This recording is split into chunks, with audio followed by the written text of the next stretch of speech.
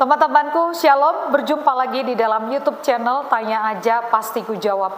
Sebagaimana kita ketahui bahwa dalam waktu ini banyak sekali kejadian-kejadian ataupun unjuk rasa yang menolak akan ajaran Islam, baik itu yang terjadi di India maupun di Inggris. Dan hal itu juga memicu banyaknya terjadi pemurtatan di berbagai belahan dunia ini. Ternyata pemurtatan itu tidak terjadi hanya di Indonesia saja, tetapi juga di negara-negara lain. Nah, berikut ini kita juga akan menyaksikan bagaimana terjadinya pemurtadan. Mengapa banyak orang-orang Islam yang kemudian meninggalkan Islam dan mereka berpindah keyakinan, mereka murtad kepada keyakinan yang baru. Ada yang pergi menjadi seorang Kristen, ada yang menjadi Buddha, Hindu, dan lain sebagainya. Mari kita saksikan video ini dan semoga memberikan pencerahan ya.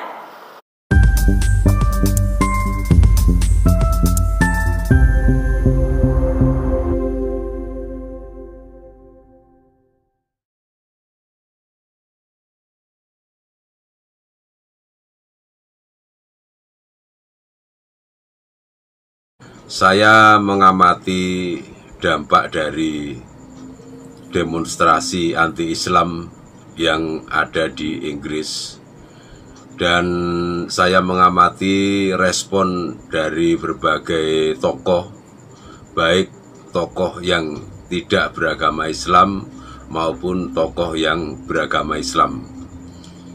Saya melihat videonya YouTuber yang bernama Guru Gembul ya, yang subscribernya cukup banyak sampai jutaan itu.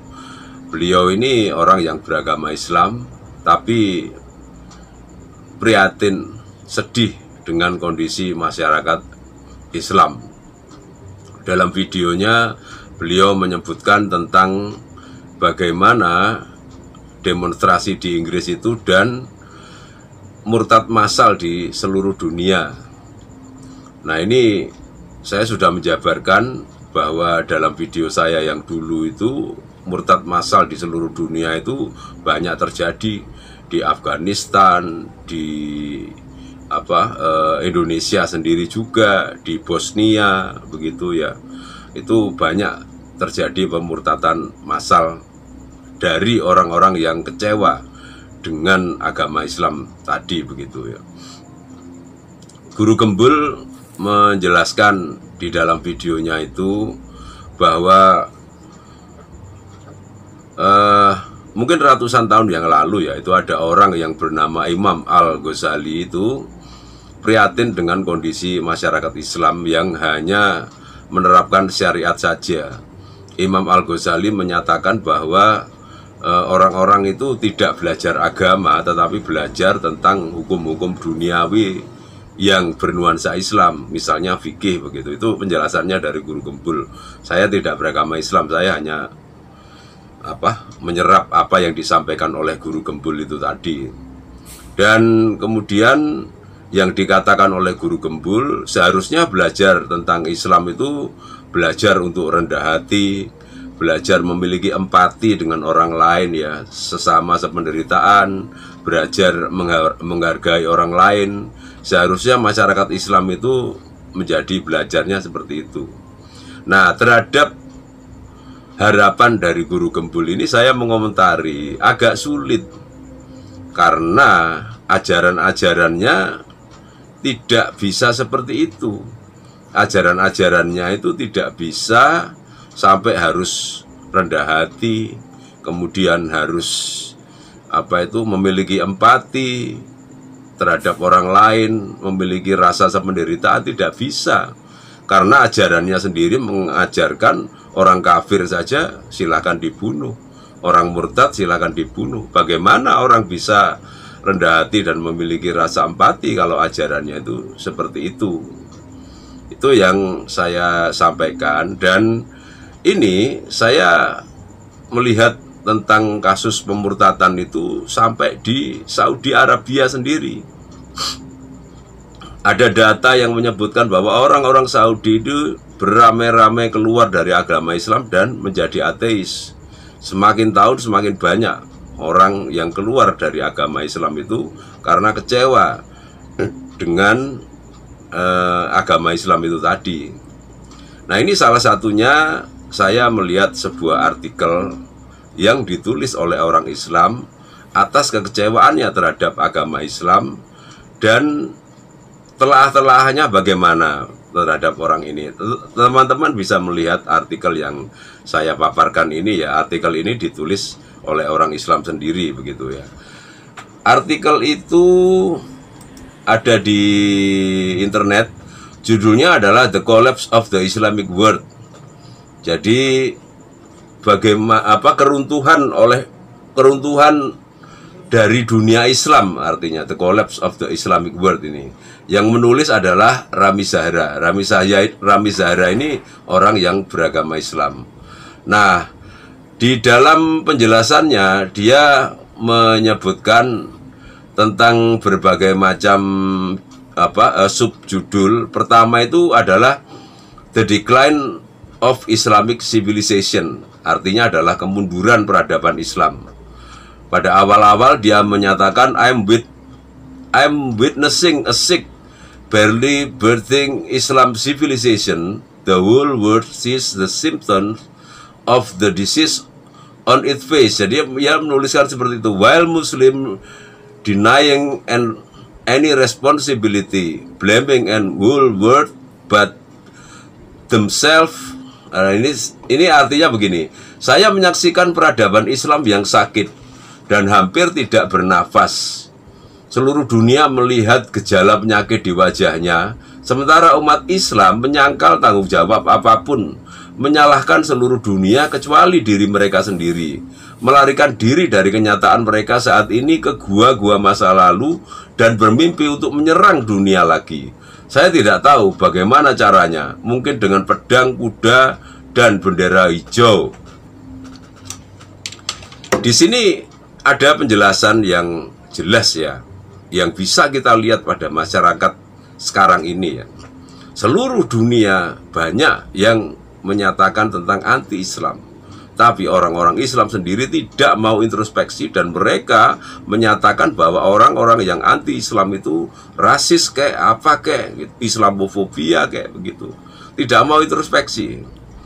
Di videonya Guru Gembul itu saya baca ada yang berkomentar bahwa, atau Guru Gembul sendiri berkomentar bahwa di Eropa semenjak ada imigran dari Timur Tengah itu, ternyata ada penelitian yang menyebutkan bahwa jumlah angka kriminalitas itu naik 2 kali lipat.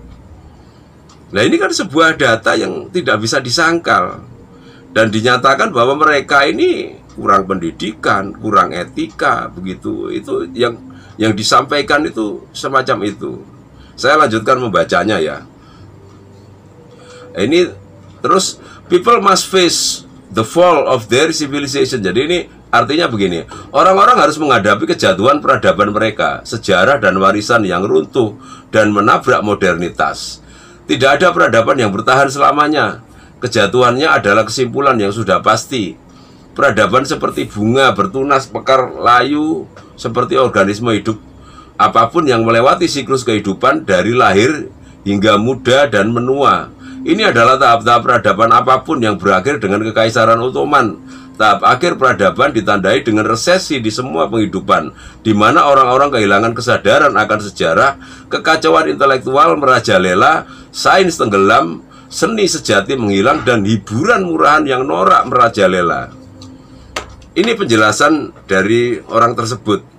Jadi ini orang Islam sendiri yang menilai tentang agama Islam, bukan orang lain yang mencari umat ya untuk ikut dengan dia ya. Ini orang Islam sendiri yang menilai orang-orang yang beragama Islam. Jadi benar-benar orang-orang yang beragama Islam itu sudah tidak mengerti tentang sains, tidak mengerti tentang teknologi. Seni yang sejati itu benar-benar dihilangkan. Orang tidak boleh kelihatan rambutnya sehingga sanggul dan tata rambut berbagai macam seni itu menjadi hilang misalkan. Dan ini terus kemudian hiburan murahan yang disajikan itu, tari-tarian yang pakai daster gitu, itu yang disajikan, yang katanya itu bagus. Ini kan menjadi mengecewakan masyarakat di seluruh dunia ini tadi gitu. Saya baca lagi selanjutnya. Ada tulisan dari subbagiannya yang berjudul Consumption Civilization. Jadi artinya adalah peradaban konsumsi. Dia menuliskan people care about nothing but food and fun. Dan ini artinya begini, orang-orang tidak peduli apapun kecuali makanan dan kesenangan. Ini adalah situasi yang menyedihkan, di mana orang-orang menjadi binatang yang bisa berbicara. Budaya konsumsi dan pelanggaran hukum alam menyebar, yang menyebabkan peningkatan signifikan dalam pengurunan masalah lingkungan dan iklim. Konsumsi dan hiburan telah menjadi perhatian utama kita. Pertandingan sepak bola telah menjadi lebih penting daripada punahnya identitas orang-orang Suriah dan teririsnya tubuh Irak. Kita mengimpor produk-produk barat, tidak dapat hidup tanpanya, dan menyangkal pikiran-pikiran yang memproduksinya. Pikiran-pikiran yang terbebaskan dan mencari, meninjau, menghitung, dan mengkritik dirinya sendiri dan sejarahnya.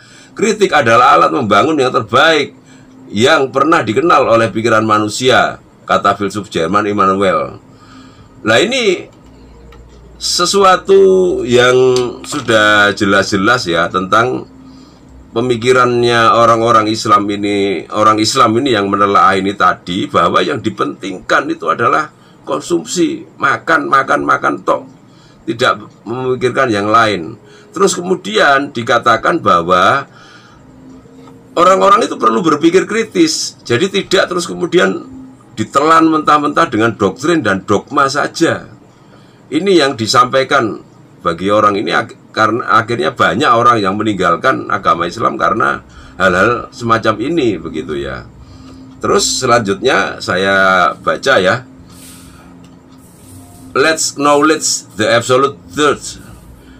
What we see today is precisely a conflict between modernity and heritage. Jadi apa yang kita lihat hari ini tepatnya adalah konflik antara modernitas dan warisan budaya Islam yang sekarat, yang tidak lagi mampu memberikan jawaban yang benar, logis, dan meyakinkan atas pernyataan-pernyataan mendesak pada zaman itu. Dugaan pengetahuan tentang kebenaran mutlak telah menyebabkan keterasingan dan penolakan terhadap hal yang bertentangan.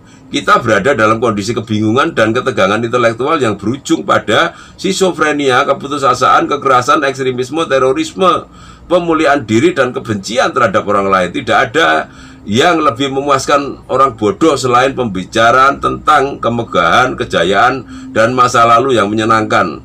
Kondisi budaya mati yang tersembunyi di balik religiusitas palsu. Itu tulisannya orang-orang. Jadi bahwa kondisi masyarakat Islami sekarang yang disebut oleh orang ini itu penuh dengan skizofrenia, kekerasan, terorisme, tidak mau introspeksi. Kebudayaannya benar-benar kebudayaan yang buruk. Ini yang ditelaah oleh orang Islam sendiri yang menulis tentang orang-orang beragama Islam sekarang ini tadi, begitu. Saya lanjutkan untuk membacanya ya. Subbab selanjutnya dia menulis Religion, Trades, and Country Corruption. Tulisannya, I am really tired of old men dreaming of wars in which only youth dies. Jadi artinya saya benar-benar muak dengan orang tua yang bermimpi tentang perang yang hanya akan membuat pemuda mati, menjanjikan surga, tetapi yang sebenarnya mereka berikan adalah neraka di bumi. Akhlak Islam yang baik telah lenyap dari hati dan nurani, dan hanya ditunjukkan dalam bentuk janggut, slogan, dan berbagai media. Para ulama telah menjadi seperti pecinta mode di media sosial dengan iklan pemasaran, bersikap munafik, ragu-ragu, berubah-ubah, dan menentang agama untuk menyenangkan para penguasa. Dari sini kita menyaksikan perubahan di Arab Saudi misalnya. Kita melihat fatwa-fatwa masa lalu yang mengarah pada pembunuhan, penangkapan, pengasiman, hukuman cambuk, dan pemotongan tangan manusia sebagai hukuman atas tindakan yang mereka anggap kekafiran. Kini dapat diterima oleh para syekh dan penguasa dan bahkan mendorongnya. Bagaimana dengan jutaan orang yang menjadi korban keteguhan hati Anda menderita karena kesalahan dan perdagangan agama Anda? Nah ini terus dilanjutkan, kita dikelilingi oleh sekelompok ulama yang terus-menerus meneriakkan bahwa dunia ini tak ternilai harganya, tapi mereka meletakkan tangan mereka pada apapun yang dapat mereka jangkau. Korupsi telah menjadi prinsip publik. Media menyesatkan, sekolah mengajarkan ketidaktahuan, hukum selektif menghukum yang lemah, pejabat yang tidak memerangi kejahatan karena sibuk melakukannya. Ini adalah tanda-tanda yang jelas dari kejatuhan intelektual dunia Islam, Arab, dan meramalkan kejatuhan ekonomi sejalan dengan konsumsi kekayaan yang buruk. Ketika alternatif minyak ditemukan, itu hanya masalah waktu. Saya yakin bahwa para sejarawan setelah ratusan tahun akan menuliskan bahwa minyak tidak melakukan apapun terhadap orang Arab dan Muslim selain mempercepat kehancuran mereka. Jadi ini kita bisa melihat di sekitar kita ya, tentang misalnya korupsi-korupsi yang dilakukan itu tadi. Betapa kita bisa melihat di negara kita sendiri, korupsi tentang dana haji, korupsi tentang Al-Quran, pencetakan Al-Quran, itu banyak dilakukan. Dan koruptor-koruptor itu juga banyak yang beragama Islam. Dan ternyata PKS sendiri, Partai Keadilan Sejahtera itu yang orangnya itu Islam semuanya, itu juga merupakan partai yang terindikasi korupsi yang besar juga di negara kita. Ini benar-benar sebuah indikasi, benar-benar sebuah fakta mengenai kehancuran peradaban Islam dan fakta bagaimana orang-orang ini ingin murtad dari agama Islam itu sendiri begitu. Saya lanjutkan untuk menelaahnya. Dalam subbab selanjutnya dia menulis The Sinking of the Ship of Islamic World. Jadi dia menulis compare the contemporary Islamic world with the Titanic liner before sinking. Jadi ini tenggelamnya kapal dunia Islam. Ini dia menjelaskan, bandingkan dunia Islam kontemporer dengan kapal Titanic sebelum tenggelam. Anda akan menemukan banyak kesamaan di antara keduanya, seperti yang dilakukan Hamid Abdel Samad dalam bukunya The Downfall of the Islamic World. Kapal Islam berdiri sendiri di lautan yang dingin dan tidak tahu bagaimana cara bertahan hidup ya maksudnya. Penumpang kelas 3 tidur di kabin mereka, tidak tahu tentang bencana yang akan datang. Orang-orang kaya mencoba melarikan diri dengan beberapa skoci sambil meraup untung dari bencana tersebut. Para ulama mengulang kisah dan slogan yang sama dengan menuntut kesabaran dari orang-orang. Seperti yang disebut tukang reparasi mengingatkan saya pada para musisi di kapal yang terus bermain sampai kapal tenggelam, meskipun mereka menyadari bahwa tidak ada yang mendengarkan mereka sama sekali. Nah ini dikatakan bahwa kondisi agama Islam sekarang itu dengan banyaknya pemurtatan itu seperti kapal Titanic yang sudah mau tenggelam, yang kelas bawah cuek, yang kelas atas memanfaatkan dengan menyelamatkan diri melalui sekoci. Para musisinya itu juga cuek, main terus saja, membaca doa-doa terus saja. Misalkan orang itu tidak tahu bahwa kapal Islami itu akan tenggelam. Nah orang-orang yang menyadari bahwa kapal Islam ini akan tenggelam itu banyak yang akhirnya murtad keluar dari Islam. Itu kondisi yang digambarkan pada saat ini. Saya lanjutkan untuk membacanya ya. Subjudulnya selanjutnya mengakhiri keruntuhan dan memperbaiki bencana. Jadi tulisannya adalah End of the Collapse and Disaster Rectification. Jadi itu seperti itu. Disebutkan the dream is not even close to the bitter reality. Jadi mimpi itu bahkan tidak mendekati kenyataan pahit. Ada dua hukum yang mengatur alam sejak awal dunia, fleksibilitas dan keragaman. Siapapun yang melanggar hukum ini akan berakhir dengan kehancuran. Jika dunia Islam terus-menerus tidak menaati kedua hukum tersebut, maka akan berakhir dengan ramalan yang keras yang tidak berani saya katakan. Dunia Islam harus melepaskan keterbelakangan dan fundamentalisme serta mengadopsi pembangunan pencerahan dan sekularisme. Jika tidak, negara akan hancur, negara-negara akan kehilangan kendali atas negara, negara akan kehilangan kendali atas dirinya, kekacauan dan kekerasan akan merajalela, hukum rimba akan berlaku dan akibatnya orang-orang akan melarikan diri ke Eropa. Orang kafir yang dibenci oleh semua orang, tetapi diimpikan oleh semua orang, tetapi dibenci oleh semua orang, tetapi tidak dapat hidup tanpanya. Nah ini penjelasan yang lucu ya. Karena memang ternyata kenyataannya, faktanya banyak orang-orang di Timur Tengah yang beragama Islam dari Afghanistan, dari Iran begitu itu yang melarikan dirinya ke Eropa. Di Eropa ini negara kafir. tapi mereka melarikan dirinya ke situ. Ini penjelasan yang dijabarkan oleh orang yang menulis ini tadi. Saya lanjutkan membacanya. Ini adalah subbab yang terakhir, dia menulis a message to the Islamic Arab world, ya. A message to the Islamic Arab world ini artinya pesan untuk dunia Islam Arab. Jadi dia seperti itu. Do not let birds and fake image fool you. Jadi ini jangan biarkan jenggot dan gambar palsu membodohi Anda. 90% ulama tidak punya pikiran. Mereka mengajar anak-anak Anda bahwa siapapun yang tidak setuju dengan mereka dalam peradaban, ras, agama, dan sekte adalah kafir, penyembah berhala, dan pendosa. Definisi tersebut harus dirumuskan ulang dalam benak masyarakat muslim. Diam bukanlah kebijaksanaan, kebajikan bukanlah paksaan, mencampuri urusan orang lain bukanlah nasihat, kebebasan bukanlah ketelanjangan, agama tidak melulu tentang fatwa kafir atau pendapat hukum formal. Anda juga harus bertanggung jawab atas apa yang tidak Anda katakan ketika Anda seharusnya mengatakan. Saya berharap pohon-pohon baru akan tumbuh suatu hari dari akar yang terbakar. Peradaban datang dan pergi seperti istana pasir yang dibangun dari pasir pantai oleh anak-anak. Tetapi laut akan tetap ada dan ombaknya akan terus datang dan pergi, terlepas dari apakah ada istana di pantai atau tidak. Ini penjelasan terakhirnya, harapannya dia agar orang-orang Arab itu tidak lagi, orang-orang Islam itu tidak lagi mengandalkan jenggot dan jidat hitamnya itu serta celana cingkrangnya itu tadi. Tapi ya sudah sulit bagi saya ya.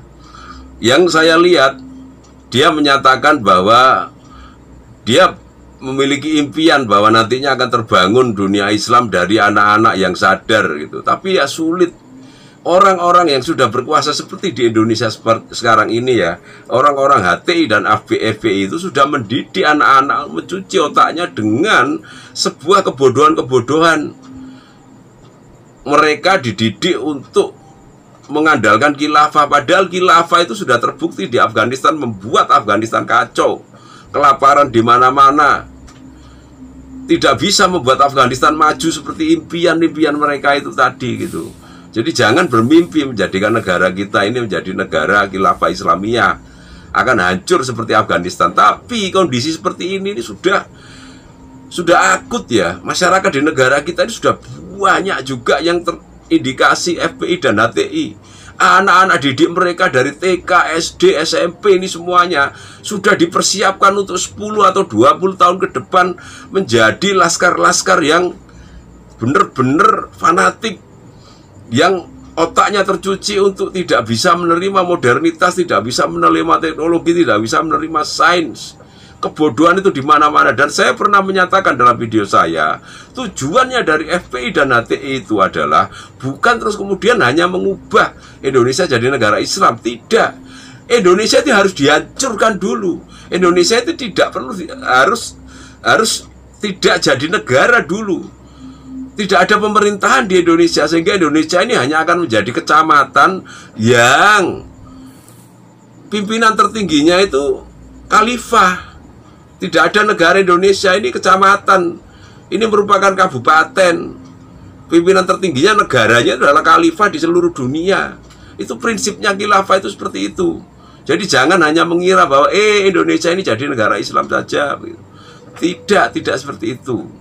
Teman-temanku, setelah menyaksikan video tadi, kita dapat melihat bahwa terjadinya pemurtadan ataupun alasan penyebab dari banyaknya orang-orang murtad dari Islam menjadi Kristen, menjadi Hindu, menjadi Buddha, ataupun menjadi ateis. Sebenarnya kita sudah melihat bahwa mereka mendapati banyaknya hal-hal yang tidak masuk akal, hal-hal yang tidak logis yang diajarkan oleh para ulama, oleh para pemuka agama, dan juga banyaknya cara hidup yang tidak menjadi contoh dan teladan, dan banyaknya ajaran-ajaran yang diajarkan di dalam Al-Quran tidak sesuai ataupun tidak make sense dengan kehidupan dari zaman ke zaman, sehingga itu menjadi beberapa alasan yang kemudian membuat Islam ditolak di berbagai tempat dan juga Islam ditinggalkan orang. Maka sebagai sesama anak bangsa, memang sudah saatnya Muslim membenahi diri agar tidak terlalu arogan dan agar tidak terlalu percaya diri sebagai mayoritas di tengah-tengah bangsa ini, tetapi tetap membudayakan akan sikap saling menghargai, saling menghormati, karena sesungguhnya khususnya Indonesia ini adalah negara yang bineka, berbeda-beda. Tapi meskipun kita berbeda, sesungguhnya kita satu Indonesia. Karena itu mari kita menjaga akan ketertiban, akan rasa ataupun sikap rendah hati satu dengan yang lain. Dan bagi teman-teman yang Kristen, teruslah setia kepada Tuhan dan teruslah lakukan apa yang menjadi kehendak Tuhan, agar setiap kita tidak menjadi batu sandungan, tetapi kita bisa menjadi berkat kepada siapapun dan dimanapun, agar nama Tuhan dipermuliakan. Tuhan Yesus memberkati.